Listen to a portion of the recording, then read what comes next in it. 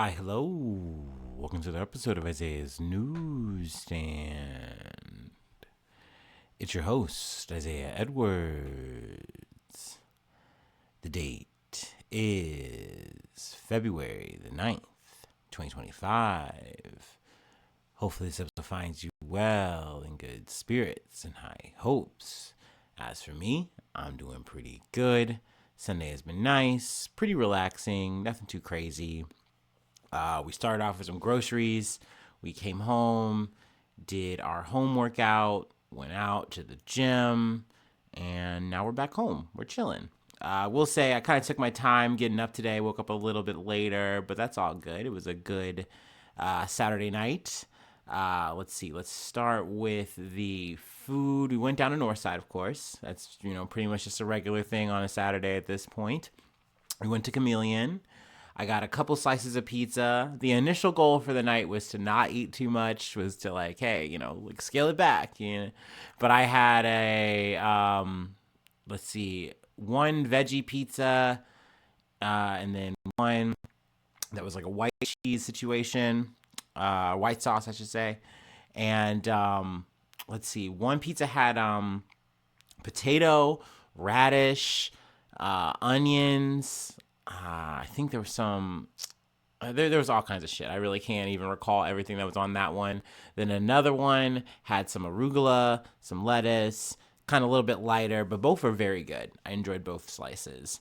But I didn't really keep to my goal of not eating as much. My friend went to Bridges, which is an Nepali spot. They had gotten some, like a bowl of like rice and veggies, some curry stuff on top. They didn't finish it, and I was talking about, I'm so hungry. I'm still hungry. This is crazy. And they proceeded to give me some of their food. So I was like, oh, thank you so much. Then later on that night, kind of capping off the night after like bar hopping, we actually wound up seeing another friend perform, so that was cool. But we close out the night. I have two bagels. One bagel is like just a blueberry bagel, plain cream cheese. The other bagel, it was a monstrosity in a good kind of way. It worked out. We put like a veggie, like a bean veggie burger thing on there. We put barbecue sauce, mustard. I think there was like a couple other things on there. Maybe like condiment wise or what have you, but I don't know. Oh yeah, it was it's coming back to me. There was some hummus on there too. It was crazy. The hummus was my request. I was like, yeah, no, put that on there. Let's go. I want that. And I try it. And it was actually good. It was actually fire. So yeah, I mean, none of this was good for me, of course. We did gain a little bit of weight, but hey, that's okay. I feel like I got way too in the hole, way too in the pocket about it at the top or the middle of the week. And I really just got to keep giving myself credit for, constantly showing up. Sure, I'm not eating the best. That's still a work in progress. I feel like, we kind of take that day to day, week to week. But overall, I do feel good about where I'm at. I'm not banging my head against the wall. I'm not, taking things to the utmost extreme. I'm really just trying to do my best to enjoy the ride, believe it or not. I don't want this whole fitness and eating thing to be miserable, like especially the eating portion. I'm okay with working hard, sweating out a lot, but like I don't want to hate the food that I eat. That's really important to me.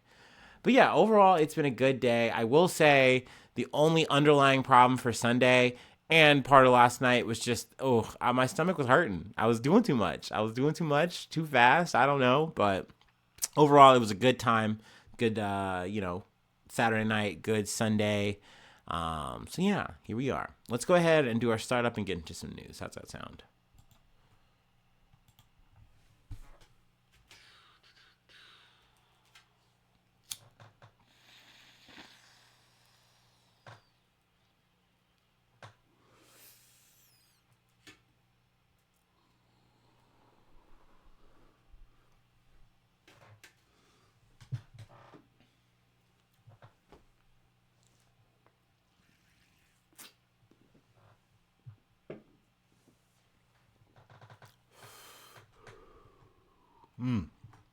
All right.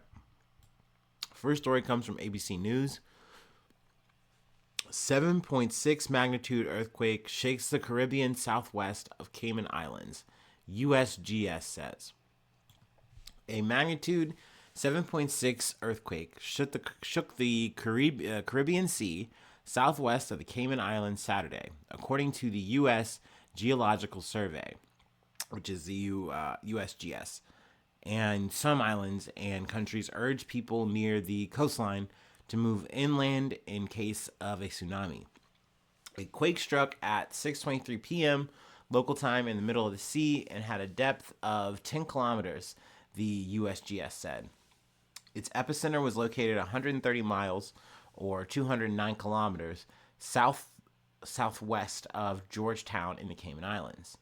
The U.S. National Tsunami Warning Center said there is no tsunami alert for the U.S. mainland, but issued a tsunami advisory for Puerto Rico and the U.S. Virgin Islands. Now, kind of closing this out as we move along, there hasn't been any damage or anything like that I've heard, or any kind of injuries, any fatalities, so that's good. That's a silver lining. Obviously, still scary whenever you have an earthquake, even if it is, in the sea. Under the sea. Anyway, let's go ahead and move along. From the Associated Press, Trump administration orders Consumer Protection Agency to stop work, closes building.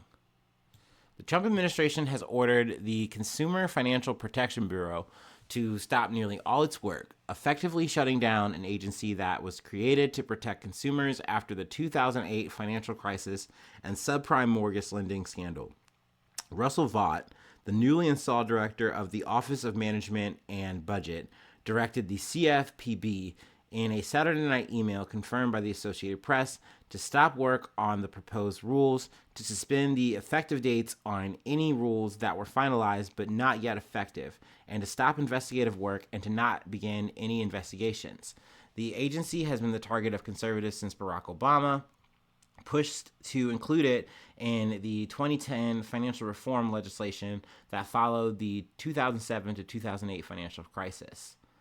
The email also ordered the Bureau to cease all supervision and examination activity.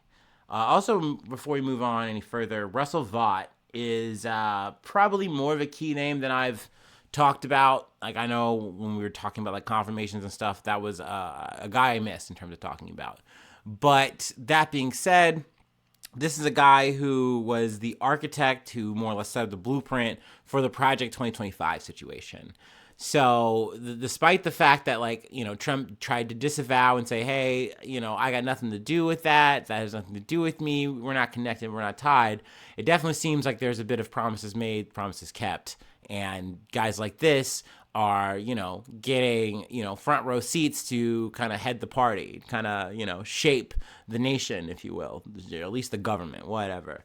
So, something like this, it does suck because this is a thing that was helping, regulate banks, businesses, so that they couldn't run rampant. They couldn't run roughshod on us, the customers.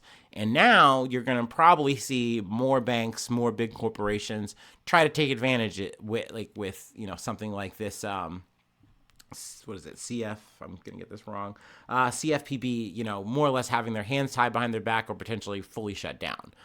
It's worth noting that they aren't shut down. I know that there are workers who are being put on like a work from home situation and things like that. I know you can still send complaints to the CFPB, but they don't really have any means to investigate or do anything, or do any kind of enforcement. So that's unfortunate to see something like this getting shut down, at least potentially shut down or froze, if you will. I don't know. But I know that there are things in the works in terms of temporary stays, stops from judges and whatnot. So we'll see if maybe this falls into that in the future. I don't know. A lot of that's still up in the air, so I don't really want to, spend too much time talking about those things, because I feel like it's an update, sure, but we're gonna have to do another update on it later. Anyway, I'm getting in the weeds. Let's go ahead and hit the international scene again. I guess we've kind of been bobbing and weaving here. From The Guardian. Narendra Modi's ruling Hindu Nationalist Party wins crucial Delhi state elections. Narendra Modi's ruling Hindu Nationalist Party has won the most seats in the high stakes state legislature election in India's federal territory for the first time in more than a quarter century. Modi's Bharatiya Janata Party, or the BJP, won 47 seats in the 70-member assembly that includes India's capital, New Delhi, ousting the so fuck me, Ahmadi Party, or the AAP, which has ruled it since 2015. The AAP won 22 seats. The outcome of the race in one remaining seat had yet to be declared, according to the Election Commission of India. India's main opposition Congress party lost out on all seats for the third consecutive term. In a huge upset, the AAP founder and leader Arvind Kejriwal and his deputy Manish Sisodia, we're going to say Sisodia, lost their seats despite their party having built widespread support with its welfare policies and anti-corruption movement. We accept the mandate of the people with great humility, Kejriwal said in a video statement while congratulating the BJP on its victory. He said he hoped that the BJP would fulfill its election promises. We have done a lot of work in the field of health, education, and infrastructure in the last 10 years, Kejriwal said. We will not only play the role of constructive opposition, but will also remain among the people and continue to serve them.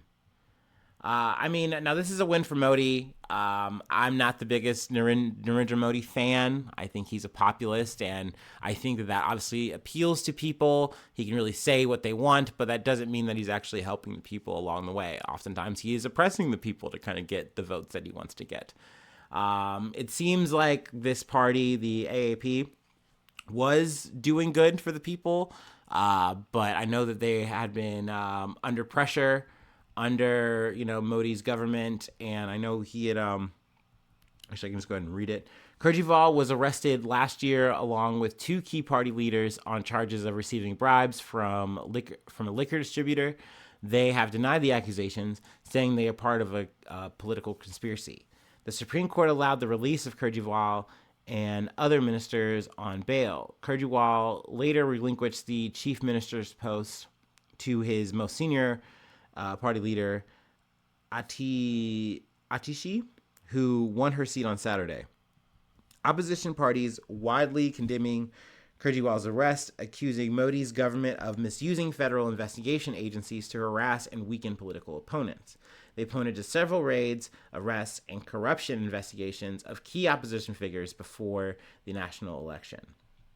Kejriwal formed the AAP in 2012 after tapping into public anger over corruption scandals.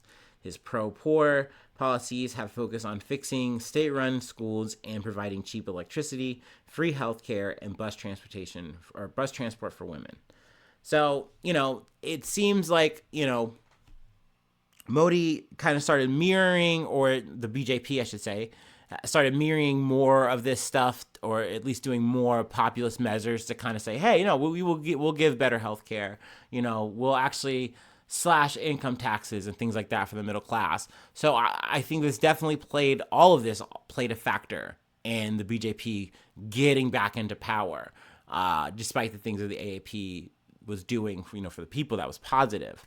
That being said, we will see what happens in India in terms of the new change in power there, but it does line up and comes because people like Modi, so that does make sense that his party did finally get back into power. So we will see. I know it's been a bit because the BJP was voted out of power in New Delhi in 1998 by the Congress Party, which ran the government for 15 years. So there we go. Kind of just skipping along here a bit, just talking broad strokes, about Indian government and whatnot, things above my pay grade. But yeah, let's go ahead and close out. This is sadly not a great topic in terms of it's not one that's bringing any levity. It's kind of sad. There's no kind of about it. It's very sad. But yeah, let's go ahead and take our last break, and we'll go ahead and close it out.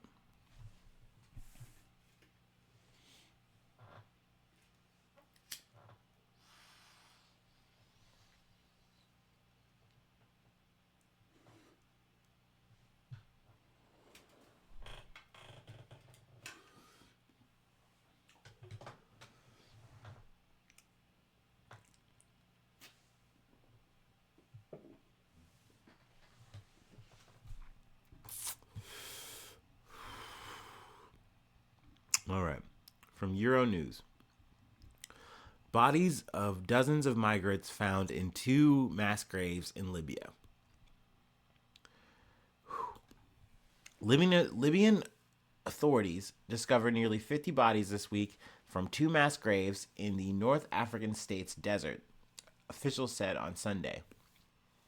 The grim discovery was only the latest tragedy involving people seeking to reach Europe through the chaos-stricken North African country. The first mass grave, with 19 bodies, was found on Friday in a farm in the southeastern city of Kufra. This security detectorate said in a statement, adding that authorities took them for autopsy. The Al-Wahat security detectorate, is it directorate? I don't know. We struggling. Directorate posted images on its Facebook page showing police officers and medics digging in the sand and recovering dead bodies that were wrapped in blankets. An NGO, Migrant Rescue Watch, then posted the images on X. The Al Abareen charity, which helps migrants in eastern and southern Libya, said that some were apparently shot and killed before being buried in the mass grave. A separate mass grave with at least 30 bodies was also found in Kufra after raiding a human trafficking center, according to Mohammed Al-Fadiel, head of the security chamber in Kufra. Survivors said nearly 70 people were buried in the grave, he added. Authorities were still searching the area. Migrants' mass graves are not uncommon in Libya. Last year, authorities unearthed the bodies of at least 65 migrants in the Suraif region, 350 kilometers from the south of the capital, Tripoli. And they go into some more facts about, Libya and trafficking and the whole situation there, but I don't have any details outside of, what we've read, what we just covered here. Obviously very unfortunate to hear that this is, a constant trend that comes with migration. I know that a lot of times this is just focused on the human trafficking element and but we've talked about this before a lot, where I am way more pro having more of an open policy when it comes to borders, when it comes to accepting migrants, when it comes to accepting people who are, needing your help and, have gone a great distance, have gone through so much turmoil. And I think giving people more of a chance to, just make it is the more and most humane thing to do. Despite whatever, we don't have the room, we don't have the means, our economy. More times than not, this does work out. But, hey, that's a conversation for another fucking episode, probably. But yeah, obviously this is unfortunate. It's tragic. You hate to see it. You hate to have to, talk about this kind of shit. But so it goes. So it is. And yeah, that is unfortunately how we're closing it out. Like I said, it's a bit sad. It's a bit somber. But that is the episode for today. Not going to do any shilling or anything like that. Thanks so much for tuning in. Thanks so much for being a friend. And hopefully I see you soon for some more good news. I love ya. Bye-bye. Mwah.